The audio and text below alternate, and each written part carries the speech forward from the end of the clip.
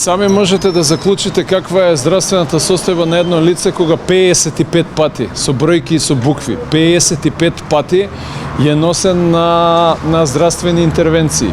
Тие здравствени интервенции не се ништо друго, туку едно алиби дека нешто се прави. Но ништо не се прави, туку се обидува да се одржи некаква си далеку од нормална состојба, за да по секоја цена он се носи на судење. Инаку е далеку од добра здравствената состојба на обвинетиот Бојатин Јовановски.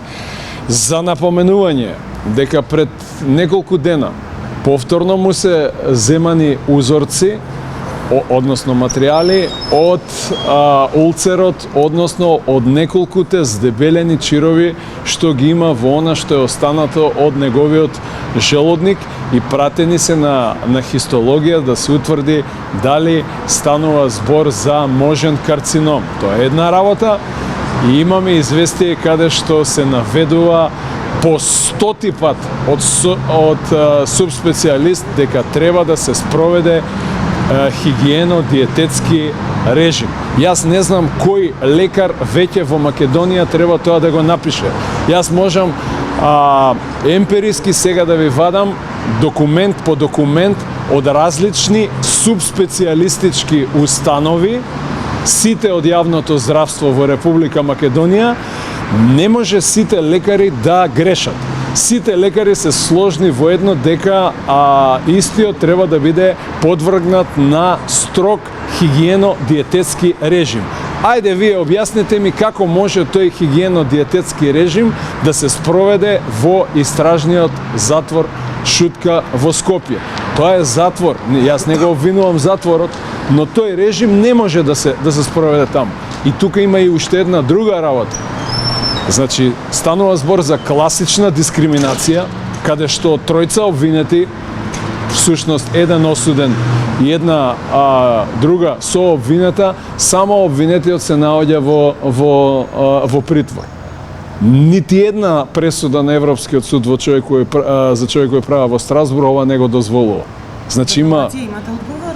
Немаме одговор во апелација, очекуваме јавна седница која што ќе биде многу брзо. Они знаат да закажат и еден час пред одржувањето, така што многу брзо очекуваме и јас ќе ја презентирам целокупната здравствена документација која што не е мала и каде што секаде се кажува дека треба да се спроведе хигиено-диететски режим.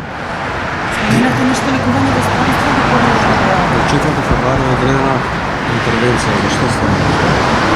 Ма тоа е една од многуте интервенции. Повторно ви кажувам, тоа е алиби. Алиби за да се каже дека нешто се превзема за неговата здравствена состојба. Јас ги имам сите документи. Да, ќе го однесат таму, ќе му направат лабораторија, ќе констатираат тоа што го констатираат од првиот ден во притвор и еве ние нешто правиме. Но што правиме? Да се однесе во странство на... Не, ние не сме побарале да се однесе во странство, но дадената е целокупната документација и во референтни странски установи да го дадат своето мислење. Но не е потребно тоа. Нашите субспецијалисти кои што се врвни професори го кажуваат тоа. Сите до еден го кажуваат. Така да не може сите да грешат. Добро, информација од каде доаѓа? Можете видиме една секунда. Молам? И дали се уште добива закани? Не би го коментирал тоа, затоа што немам дозвола од мојот клиент за тоа да го коментирам. Јас се осврнувам на здравствената состојба, но сакам да кажам дека доколку се случи нешто со Бојан Јовановски, јавно кажува, многу лица ќе бидат опфатени со кривични пријави. Многу лица ќе бидат опфатени. Кој како сака нека го свати тоа. Ова е живување.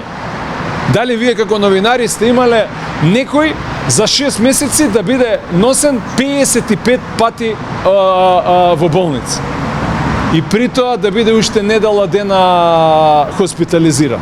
Јас таков случај за 29 години адвокатски стаж немам виден. кој како сака нека ме.